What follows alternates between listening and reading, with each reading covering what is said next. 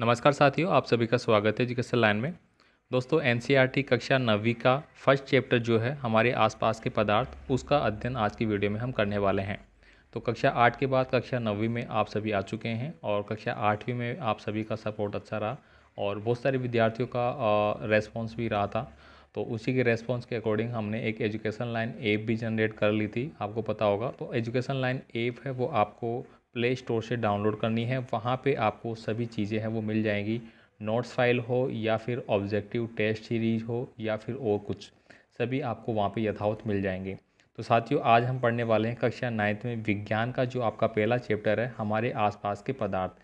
इसमें कौन कौन सी चीज़ें होती है और क्या हमें पढ़ना होता है। आगे जाके भी बहुत सारे विद्यार्थी ऐसे होते हैं जो कि साइंस स्ट्रीम लेते हैं और पीएमटी वगैरह की तैयारी करते हैं, नीट वगैरह की तैयारी करते हैं, मेडिकल लाइन में जाते हैं। तो उनके लिए भी साइंस स्ट्रीम वो काफ़ी इंपॉर्टेंट होती है। तो आपको इन चीज़ों को अभी से अच्छे से समझते हुए चलना होगा, क्योंकि 9th हो गया, 10th 11th 12th ये जो चीज़ें आप पढ़ोगे वही आपको बाद में बहुत ज़्यादा काम आती है।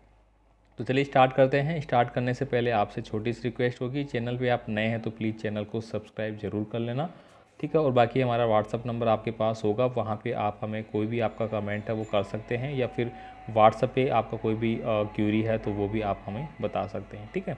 चलिए स्टार्ट करते हैं। पहला यहाँ पे स्टार्ट करते हैं पदार्थ। पदार्थ क्या होते हैं?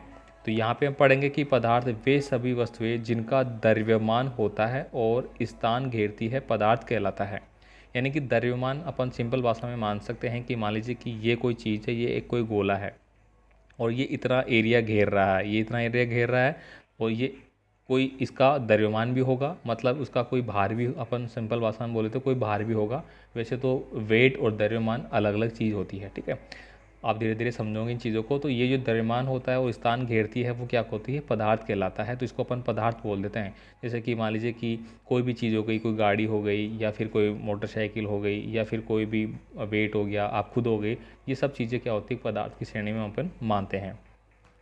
यहाँ पे देखिए, सभी पदार्थ छोटे छोटे कणों से मिलकर बने होते हैं। पदार्थ के कण इतने छोटे होते हैं कि हम कल्पना भी नहीं कर सकते हैं। मतलब पदार्थ का एक छोटा सा, मान लीजिए कि कोई मिट्टी का कोई चीज़ बनी हुई है या पत्थर, आप देखेंगे कोई पत्थर होता है, स्टोन होता है, तो वो कितने छोटे छोटे कणों से मिलके है बना होता है। तो हम कल्पना नहीं कर पाते कि इसका छोटा सा जो पार्टिकल है वो कितना होगा, जिसको मतलब उसको अपन उसके द्रव्यमान को डिफाइन कर पाएंगे नहीं कर पाएंगे। ये सारी छोटी छोटी चीज़ें होती है। और सबसे जो छोटी चीज़ होती है, सबसे छोटा जो चीज़ होता है उसको अपन क्या बोलते हैं? परमाणु बोलते हैं, ठीक है। उदाहरण के लिए अपन यहाँ पे समझ सकते हैं कि पोटेशियम परमांगनेट का एक छोटा कण होता है, ठीक है। यदि एक गिलास पानी में डाल दिया जाए तो यह पूरे गिलास को रंगीन बना देता है। अर्थात एक छोटा कण गिलास में पानी के जितने कण हैं उतने भागों में विभाजित हो जाता है और सभी कणों को साथ मिल जाता है। तो आप अंदाज़ा लगाइए कि पदार्थ के कण कितने छोटे होते हैं। यानी कि आप मान सकते हैं कि जैसे कि पानी की बाल्टी होती है कोई, ठीक है, उसमें आपने कपड़े धोते ही हैं, कपड़े धोते तो आप सरफ उसमें डालते हैं, ठीक है, डिटर्जेंट पाउडर उसमें डालते हैं। जैसे वो डालते हैं तो आपने उसमें जैसे ही लाते हैं तो आपको पता होगा कि वो पूरा झाग बन जाता है और पूरी बाल्टी में एक प्रकार से साबुन युक्त वो बन जाती है। मतलब कुछ कण हम उस पर डालते हैं, कुछ छोटे छोटे, लेकिन वो पूरी बाल्टी को इफेक्ट कर देते हैं। तो ये चीज़ अपन यहाँ पे समझ सकते हैं। यहाँ पे अगला पॉइंट है पदार्थ के कणों की विशेषताएं। पदार्थ के जो कण होते हैं उनकी विशेषताएं क्या क्या होती हैं? पहली विशेषता है पदार्थ के कणों के बीच रिक्त स्थान होता है। पदार्थ के कण निरंतर गतिशील होते हैं। पदार्थ के कण निरंतर गतिशील होते हैं, इसी कारण से वो क्या होता है, यहाँ पे कोई चीज़ है तो उसमें पूरी में वो क्या होते हैं? एब्जॉर्ब कर लेते हैं। पदार्थ के कण एक दूसरे को आकर्षित करते हैं। मान लीजिए कि यहाँ पे एक कण है, यहाँ पे एक कण है, एक दूसरे को आकर्षित करते हैं, तभी वो आपस में क्या होते हैं? जुड़ के वो पूरी चीज़ जो होती है, जो भी पदार्थ होता है, उसको वो इफेक्ट डाल देते हैं। नेक्स्ट देखिए, यहाँ पे पदार्थ के कणों के बीच रिक्त स्थान जो होता है वो क्या किस प्रकार से होता है? देखिए, नमक हो गया, शर्करा, डेटॉल, पोटेशियम परमांगनेट जैसे पदार्थ आसानी से जल में कणों के बीच में मिल जाते हैं। ऐसा इसलिए कि पदार्थों के बीच जो पर्याप्त है वो रिक्त स्थान होते हैं, इसीलिए ये इनमें आपस में घुल जाते हैं, मिल जाते हैं। सेकेंड है पदार्थ के कण निरंतर गतिशील कैसे होते हैं? पदार्थ के कण निरंतर गतिशील होते हैं, अर्थात उन्हें गतिज ऊर्जा होती है। मतलब गतिज ऊर्जा होती है। गतिज ऊर्जा जो होती है उसको काइनेटिक एनर्जी इंग्लिश में बोलते हैं, जिसका फॉर्मूला की बात करें तो K = 1/2 mv² वगैरह होता है, जो कि आप आगे पढ़ेंगे। यहाँ पे देखिए, अगला मैं बात कर रहा हूँ, तापमान बढ़ने पर कणों की गति तेज हो जाती है। जैसे कि मान लीजिए कि दूध है, दूध के कण हैं, पानी है, पानी में भी आपका H2O होता है। क्या होता है भाई? H2 होता है, ठीक है। हाइड्रोजन इसमें साथ होता है ऑक्सीजन के साथ, ठीक है। तो जैसे अपन उसको गर्म करते हैं तो गर्म करते ही उसके जो बुलबुले आप देखा होगा उसमें जो कण होते हैं वो बहुत तेज़ी से क्रिया करने लगते हैं और बहुत तेज़ी से वो गति करते हैं, ठीक है। इसीलिए वो क्या होता है, जल्दी से वो गर्म हो जाते हैं आपस में। तो इसलिए हम कह सकते हैं कि तापमान बढ़ने से कणों की गतिज ऊर्जा भी बढ़ जाती है। तो यहाँ पे साथ साथ मैं आपको एग्जांपल के तौर पे समझा रहा हूँ जो कि हम डेली बेसिस पे यूज़ करते हैं चीज़ों की, ताकि आपको क्लियरिफाई समझ में आ सके। आपसे रिक्वेस्ट है वीडियो को अपने दोस्तों के साथ ज़रूर शेयर कर देना, ताकि आराम से वो चैप्टर बाय चैप्टर चीज़ों को अच्छे से समझ सके और आने वाले एग्ज़ामों में अच्छे से उनको कर सके। पदार्थ के कण एक दूसरे को आकर्षित कैसे करते हैं? देखिए, आकर्षित करने की बात है। पदार्थ के कणों के बीच एक बल कार्य करता है। ये बल कणों को एक दूसरे से बांधे रखता है, जिसको अपन बॉन्ड भी बोलते हैं। अलग अलग प्रकार के बॉन्ड होते हैं, ठीक है। ये आप आगे में पढ़ेंगे। इस आकर्षण बल का सामर्थ्य अलग अलग पदार्थों में अलग अलग होता है। मतलब जो एक दूसरे को बांधने की जो शक्ति होती है वो अलग अलग पदार्थों में अलग अलग होती है। सबसे अधिक आकर्षक बल ठोस पदार्थों में होता है और सबसे कम गैसों में होता है। देखिए, गैस क्या होती है, तुरंत क्या होती है, फैल जाती है। जबकि ठोस जो पदार्थ होते हैं वो तुरंत एक दूसरे को छोड़ते नहीं है, चिपके हुए रहते हैं जल्दी से। आपने कई बार देखा होगा, पत्थर देख लीजिए, सोना चांदी देख लीजिए, आप उनको तोड़ेंगे तो जल्दी से वो टूट के अलग नहीं होते हैं। जबकि गैस की चीज़ होती है, आप उसको जैसे ही किसी डिब्बे से निकालोगे तुरंत वो वायुमंडल में फैल जाती है। मतलब उसके कणों के बीच जो आकर्षण बल है, एक दूसरे से जो आकर्षित रहते हैं, वो गैस में कम होते हैं जबकि ठोस में ज़्यादा होते हैं। आप ऐसे इनको समझ सकते हैं। आगे देखिए, पदार्थ की अवस्थाएं। देखिए, पदार्थ की कितनी अवस्थाएं होती है ये आप जनरली जानते हैं। पदार्थ की जनरली अगर बात करें तो 3 अवस्थाएं होती है। पहला अपन बोल सकते हैं ठोस अवस्था, दूसरी होती है हमारी द्रव अवस्था और तीसरी होती है हमारी गैस अवस्था। ठोस जो कि मोटे मोटे तौर पे जैसे कि लोहा हो गया या सोना हो गया, चांदी हो गया, इस प्रकार की चीज़ें ठोस होती है। दरों की बात करें, दरों में पानी हो गया हमारा, ठीक है। पानी के अलावा जैसे कि और भी कोई घोल होते हैं हमारे जो कि हम यूज़ करते हैं, कोल्ड ड्रिंक वगैरह हो गई, जो कि द्रव अवस्था में होते हैं, ठीक है। जैसे बैटरी के अंदर NaCl होता है, वो द्रव अवस्था में होता है। गैस की बात करें, जो गैसीय चीज़ें होती है, जैसे अलग अलग प्रकार की हाइड्रोजन हो गई, ऑक्सीजन हो गई, हीलियम, लिथियम, बेरिलियम वगैरह वगैरह, आवर्त सारणी में आप इन चीज़ों को पढ़ेंगे। तो ये 3 चीज़ें होती है हमारी मोस्टली। पदार्थ की कितनी अवस्थाएं हो गई? 3 चीज़ें हो गई। ठोस को अपन द्रव में बदल सकते हैं, द्रव को गैस में बदल सकते हैं आराम से, ठीक है। आगे देखिए, यहाँ पे किसी भी पदार्थ की अवस्थाओं का बनना, ये अवस्थाएं किस प्रकार से बनती है। देखिए, ठोस, द्रव और गैस तीनों अवस्थाएं उनके कणों के विभिन्न विशेषताओं के कारण होता है। यदि जितने ही कणों के बीच की दूरी बढ़ेगी और आकर्षण कम होगा, वे पदार्थ उतने ही कम ठोस से द्रव और द्रव से गैस में बढ़ते हैं। जैसे कि अभी बात की ना, ठोस चीज़ है कोई, तो इसके कणों को हमें क्या करना है, दूर करना है, तोड़ना है। तो जैसे ही तोड़ेंगे तो ये क्या करेंगे, अलग अलग पार्टीशन बन जाएंगे और पार्टीशन बनेंगे तो ये द्रव अवस्था में बदल सकते हैं आराम से। और द्रव जो अवस्था रहेगी, जैसे कि मान लीजिए पानी है, पानी को अपन हीट करेंगे, ठीक है। हीट करेंगे तो ये क्या करेंगे, वाष्प से ऊपर उड़ेगा। ऊपर उड़ेगा तो क्या होगा कि गैसीय रूप में इसमें जो गैस होगी, H2 वगैरह जो भी है, जो भी चीज़ उसमें मिली हुई होती है वो अलग अलग हो जाती है और उसके कण एक दूसरे से प्रतिकर्षित हो जाते हैं, दूर हो जाते हैं, ठीक है। एग्जाम्पल के तौर पे आपको यहाँ पे दिखाया गया है, ये हमारी ठोस अवस्था है। फिर ये देखिए, ठोस अवस्था में आप देखेंगे कि पार्टिकल एक दूसरे से बिल्कुल चिपके हुए हैं। द्रव अवस्था की बात करें तो थोड़ा दूर है। गैस में बात करें तो और भी ज़्यादा दूर है, मतलब एक दूसरे से काफ़ी दूरी रहते हैं, ठीक है।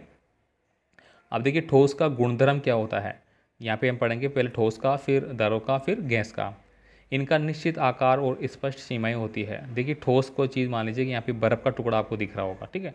तो इसकी निश्चित क्या होगा, आकार होगा। कोई बर्फ़ हमने जमाया, कटोरी में जमाया तो कटोरी का होगा, बाउल में जमाया अलग प्रकार की तो अलग प्रकार का होगा, ठीक है। कूलर है, फ्रीज है हमारा, सबका एक अलग स्थिति आकार होता है, ठीक है। नेक्स्ट देखिए, यहाँ पे अगला है स्थिति, आयतन और संपीड़नता नगण्य होती है। मतलब जो ठोस पदार्थ होते हैं उनकी संपीड़नता नगण्य होती है, मतलब उसको अपन दबाते हैं तो वो दबेंगे नहीं। और दबाने के, मान लीजिए कोई चीज़ दब भी गई, थोड़ी सी मुलायम है, तो वापस से उस अवस्था में आने की संभावना नहीं रहती, वो विघटित हो जाती है और आकार बदल लेती है, तो वो ठोस कहलाते हैं हमारी।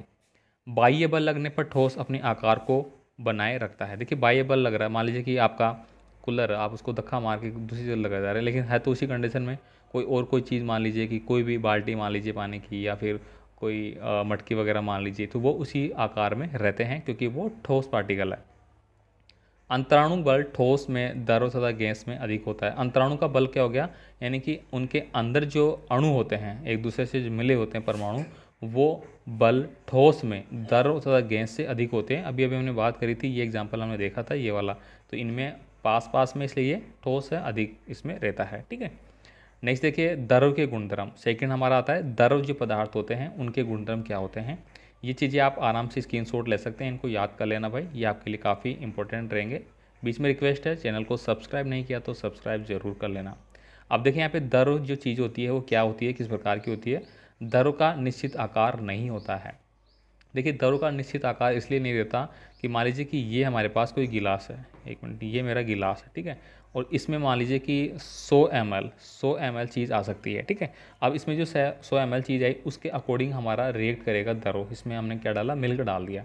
अब दूसरा है मेरा इस प्रकार का कोई पात्र है, ये मेरी भगोनी है, अब वो 100 ml अपन इसमें डाल देंगे तो उसका आकार फिक्स होता तो वो इसमें आता ही नहीं है, ऊपर निकलता ना, आकार फिक्स होता तो ऊपर की तरफ निकलता, लेकिन वो इसमें भी एडजस्ट कर लेता है खुद को, इसमें भी एडजस्ट कर लेता है, जिसमें भी डालोगे उसमें एडजस्ट कर लेगा। इसका मतलब उसका कोई आकार नहीं है।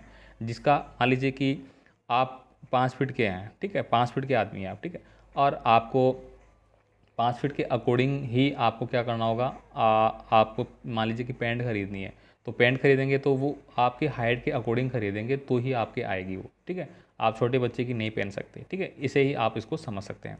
आगे देखिए इनका आयतन निश्चित होता है, इनका आयतन जरूर निश्चित होता है। ठीक है, जैसे कि हमने बात करी 100 ml है तो 100 ml इसमें था, 100 ml इसमें रहेगा, किसी में भी डालो 100 ml रहेगा, तो आयतन तो फिक्स हो रहा है ना। दरों में बाह्य बहाव होता है और इनका आकार बदलता रहता है। अभी हमने बात करी इसमें बहाव होता है क्योंकि ये डब्बा था एक तो, और एक इस प्रकार का डब्बा है। ठीक है, तो इसमें बहाव होता है, इसमें डालेंगे तो इसके अकॉर्डिंग बह के वो अपनी आकार बदल लेगा, इसमें डालेंगे तो अलग आकार बदल लेगा। ठीक है, या लंबी कोई नली है उसमें डालेंगे तो उसके अकॉर्डिंग अपना आकार बदल लेगा। ठीक है, इसके बाद देखिए अंतराणुक बल ठोस से कम होता है, वो तो हमने बात कर ही ली है। अंतराणुक बल जो होते हैं उसमें क्या होता है, ठोस से थोड़े कम होते हैं, ठोस में ज़्यादा होते हैं, द्रव में कम होते हैं और उससे भी कम गैस में होते हैं। नेक्स्ट हम पढ़ेंगे, यहाँ पे आप देख सकते हैं ये पानी की अवस्था दिखाई गई है जो कि द्रव अवस्था है। तीसरा है गैस के गुणधर्म। अब जो गैस की अवस्था होती है उसके गुणधर्म क्या होते हैं। देखिए ठोस एवं द्रव की तुलना में गैसों की संपीड़नता काफ़ी अधिक होती है। ठीक है, गैस में सबसे ज़्यादा होता है कंप्रेशन, जिसके अपन बात करते हैं। कंप्रेशन का मतलब जैसे कि मान लीजिए कि आपने देखा होगा कि आप देखा होगा रसोई घर के अंदर सिलेंडर होता है गैस का। ठीक है, आजकल सीएनजी गैस की गाड़ियाँ चल रही है उसमें भी होता है, तो उसमें संपीड़न में बहुत अधिक मात्रा में चीज़ें अपन डालते हैं। एक गैस को अपन 1 महीने तक चला सकते हैं, 2 महीने 3 महीने वगैरह। ठीक है, तो उसमें संपीड़न मतलब कंप्रेसर इतना ज़्यादा यूज़ हो जाता है कि वो एक जगह इकट्ठा हो जाता है। अगला देखिए यहाँ पे इनके कणों के बीच अंतराणुक बल है वो सबसे कम होता है। ठीक है, अंतराणुक बल की बात करें तो वो सबसे कम होता है।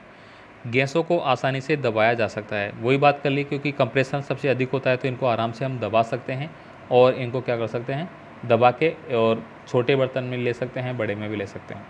इनका विसरण काफ़ी तीव्रता से होता है। विसरण की बात करें, ये जब निकलते हैं किसी जगह से तो तीव्र स्थिति से निकलते हैं। ठीक है, मान लीजिए कि यहाँ पे एक डिब्बा है, ये डिब्बा है, इसमें मैंने कांच की गोलियाँ रख दी, आपने देखा होगा कांच की गोलियाँ। अब इसको अपन उल्टा करेंगे, निकालेंगे तो एक एक करके निकलेगी।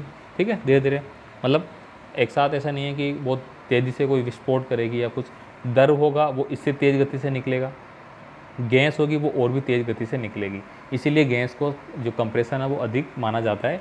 जब भी इसको बाहर निकलने की जगह मिलती है तो बहुत तेज़ी से ये निकलती है, इसी के कारण जो विस्फोट है वो होता है। ठीक है, आप समझ गए होंगे। अब नेक्स्ट बात करेंगे अपन वाष्पीकरण। वाष्पीकरण है वो क्या होता है, देखिए तो यहाँ पे वाष्पीकरण क्वथनांक से कम तापमान पर द्रव के वाष्प में बदलने की प्रक्रिया को क्या कहते हैं, अपन वाष्पीकरण कहते हैं। यानी कि देखिए कोई भी, हमने अभी बात करी कि जो बरसात होती है, अभी बरसात का मौसम है, तो समुद्र का जो जल है वो वाष्प के रूप में, ठीक है, गर्मी पड़ेगी तो जो जल के कण हैं वो ऊपर उठेंगे तो क्या होंगे, बादलों में समा जाएंगे, तो उनका क्या हो रहा है, वाष्पीकरण हो रहा है। अब आप कोई बर्तन में पानी गर्म कर रहे हैं तो पानी, आपने देखा होगा कि आप पानी गर्म कर रहे हैं, 1 लीटर पानी लिया आपने और उसको एक निश्चित टेम्परेचर पे आप लगातार हीट कर रहे हैं, गर्म कर रहे हैं। ठीक है, तो क्या होगा कि थोड़ी देर बाद वो पानी थोड़ा कम होगा। मैं 1 लीटर था तो 1 लीटर की जगह मान लीजिए कि 700 ml रह गया वो अब। ठीक है, तो 300 ml पानी कहाँ चला गया, तो वो वाष्प के रूप में ऊपर उठ गया है भाई। ठीक है, उसी को अपन क्या बोलते हैं, वाष्पीकरण बोलते हैं, जैसा कि आप यहाँ पे चित्र में देख सकते हैं। वाष्पीकरण की प्रक्रिया कैसे होती है ये आप देखेंगे।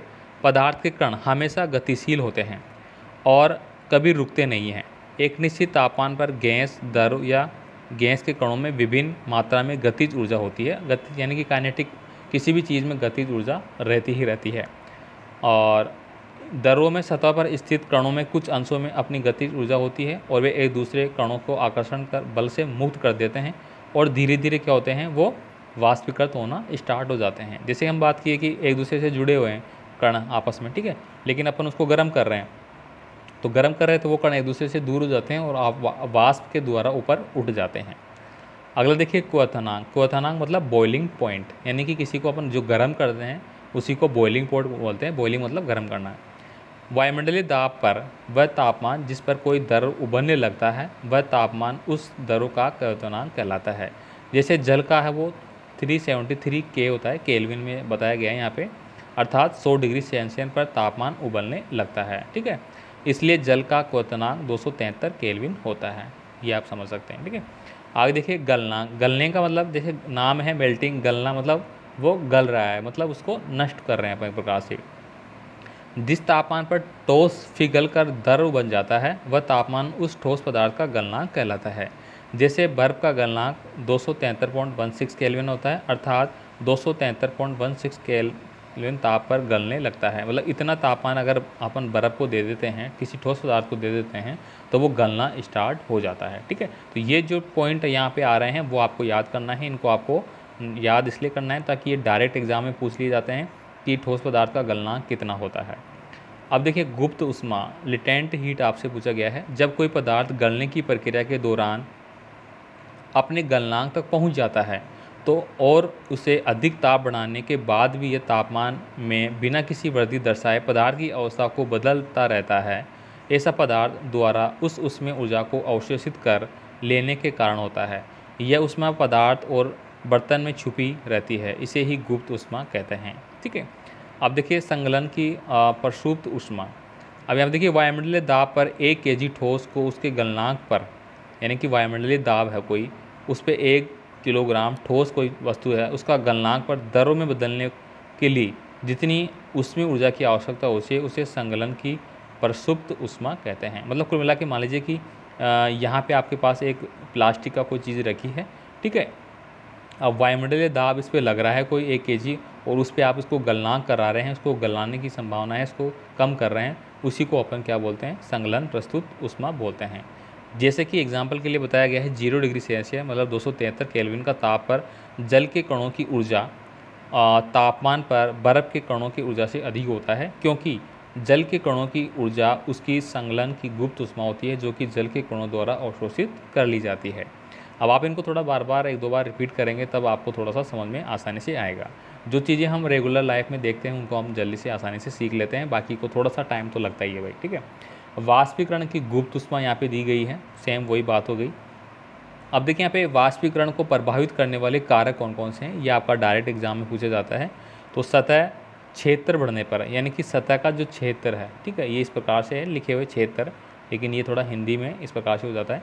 अब देखिए तापमान में वृद्धि होने के कारण, आर्द्रता में कमी होने के कारण, वायु की गति में वृद्धि होने के कारण, ये जो चीज़ें हैं वो क्या करते हैं, वाष्पीकरण को प्रभावित करते हैं। जो हमारा वाष्पीकरण कर रहे हैं उसको भी क्या करते हैं, प्रभाव करते हैं। और ये चीज़ें आपको यहाँ पे मिल जाएगी विस्तार पूर्वक कि सतह क्षेत्र बढ़ने पर कैसे प्रभावित करता है। तापमान, जैसे कि तापमान बढ़ने पर कणों को अधिक से अधिक गतिज ऊर्जा मिलती है जिससे वाष्पीकरण की दर बढ़ जाती है। तापमान अभी ने बात करी ना, ये एक पात्र है, इसमें जल रखा है, इसको अपन गर्म कर रहे हैं।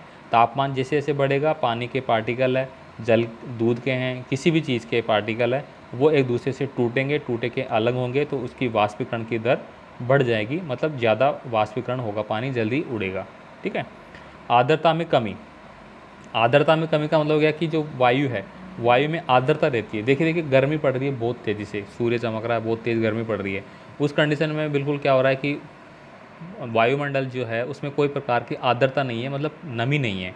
और जैसे कि अभी बरसात का मौसम होता है, बरसात के मौसम में क्या होता है कि वायु में नमी हो जाती है। जब कहीं भी बरसात होगी, हवा चलेगी, हवा से क्या होगा कि जो पार्टिकल है, वायुमंडल है, वहाँ पे क्या होगी, नमी बन जाएगी और वो नमी क्या होगी, हमें ठंडक का एहसास कराती है, मतलब हमें गर्मी नहीं लगती है।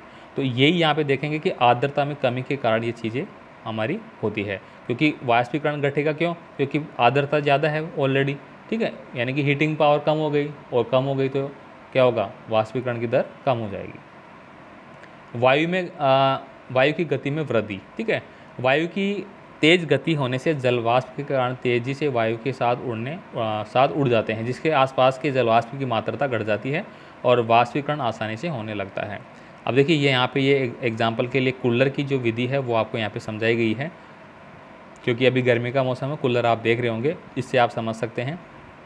यहाँ पे आप देखेंगे कि ये एक जाली लगी रहती है, ठीक है, जाली आपने देखी होगी कूलर में हम लगाते हैं, उसके ऊपर से पानी गिरता रहता है, और यहाँ पे आगे मोटर लगी रहती है, ये मोटर है आपकी वेंटिलेशन मोटर, और यहाँ से आपको हवा आती है।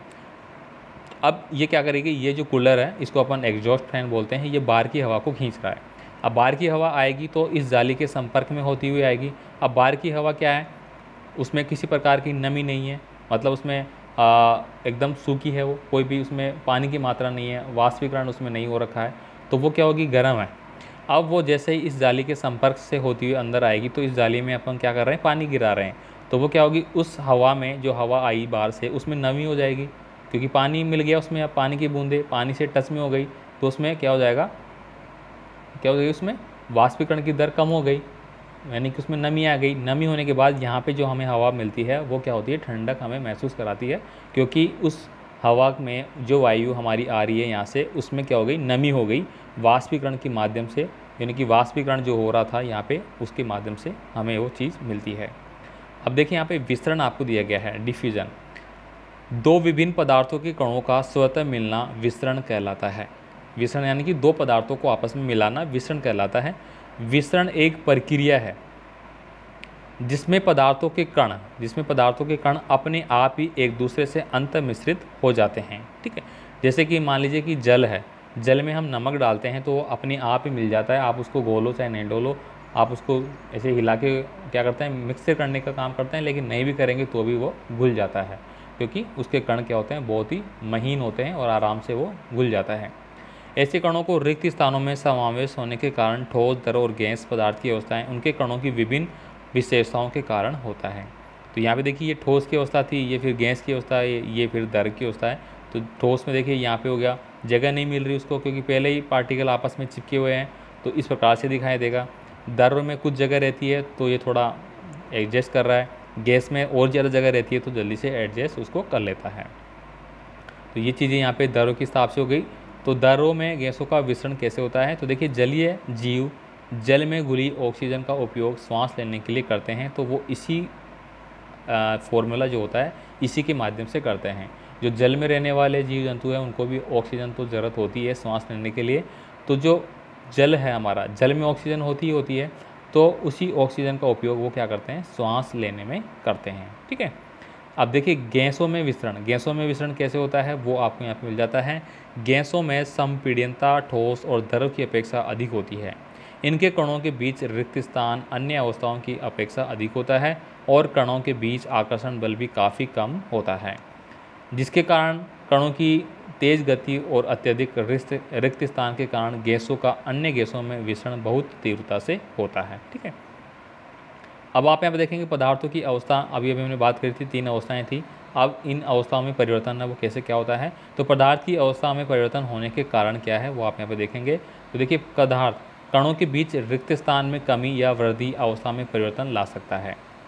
यदि पदार्थों के कणों की गतिशीलता बढ़ा या घटा दी जाए तो अवस्था में परिवर्तन ला जा सकता है। जैसे अभी मैं बात करी थी, हम किसी को गर्म करते हैं, मतलब उसकी अवस्था जो गतिशीलता है, कणों की जो गति है, गति ऊर्जा उसको बढ़ा रहे हैं तो वो विघटित हो जाएगा, ठीक है। कम कर रहे हैं, पानी को हमने फ्रीज में जमा दिया तो वो ठोस बन गया, ठीक है। तो दोनों चीज़ें इसमें होती है। यदि पदार्थ के कणों के बीच आकर्षण बल को कम या अधिक कर दिया जाए तो पदार्थों की अवस्था परिवर्तन लाया जा सकता है, तो वो हम जल से देख सकते हैं, ठीक है। अब देखिए उपयुक्त सभी बिंदुओं से ये पता चलता है कि पदार्थ की अवस्थाओं में परिवर्तन उनके विभिन्न गुणों में परिवर्तन के कारण होता है। जो उनके गुण होते हैं, द्रव अवस्था का गुण द्रव का है, उसको जमा देंगे तो ठोस बन जाएगा, तो उसका गुण बदल गया, ठीक है। ऐसे ही उसमें क्या होता है कि परिवर्तन हमारा देखने को मिलता है, उसको हम भौतिक कारक बोलते हैं, ठीक है। एक तो होता है हमारा रासायनिक परिवर्तन, कौन सा होता है, रासायनिक, ये आपने 8th क्लास में पढ़ा होगा। एक होता है हमारा भौतिक परिवर्तन। रासायनिक परिवर्तन में क्या होता है, जैसे कि मोमबत्ती हो गई, इसमें रासायनिक परिवर्तन होता है। भौतिक परिवर्तन किस में होता है, इसमें अवस्था बदल जाती है, ठीक है। अब देखिए यहाँ पे पदार्थ के गुणों में परिवर्तन करने वाले भौतिक कारक जिसमें अवस्था परिवर्तन होता है, दो चीज़ है, एक तो होता है तापमान और एक होता है दाब। ठीक है, ताप बढ़ा के भी कर सकते हैं और दाब बढ़ा के भी किया जा सकता है। तो इसको अपन कैसे बोल सकते हैं, भौतिक परिवर्तन।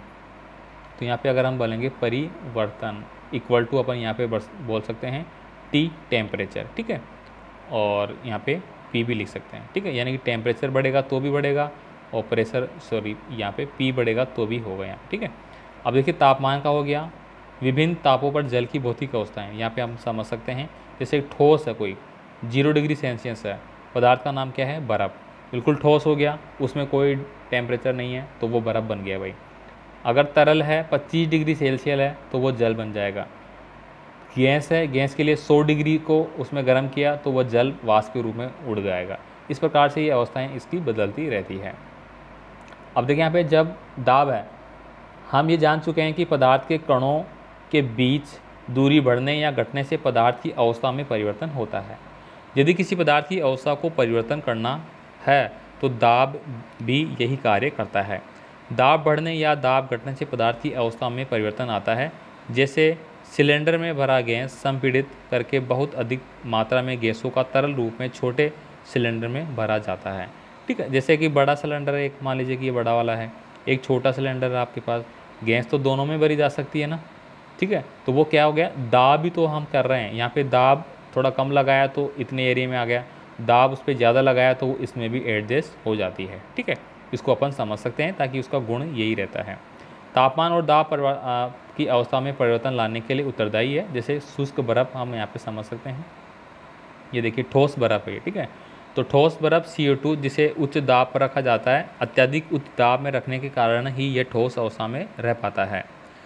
एक है और अलग अलग कंडीशनें हैं वो अप्लाई करती है आपके लिए। ठीक है, तो ये इस प्रकार से पहला जो चैप्टर था आपका वो हमने यहाँ पे कुछ जो भी पॉइंट थे आपके पाठ के अनुसार, पाठगत के अनुसार, और जो पाठगत पर्सन भी आपके बनेंगे वो सारे हमने यहाँ पे सोल्व कर लिए हैं।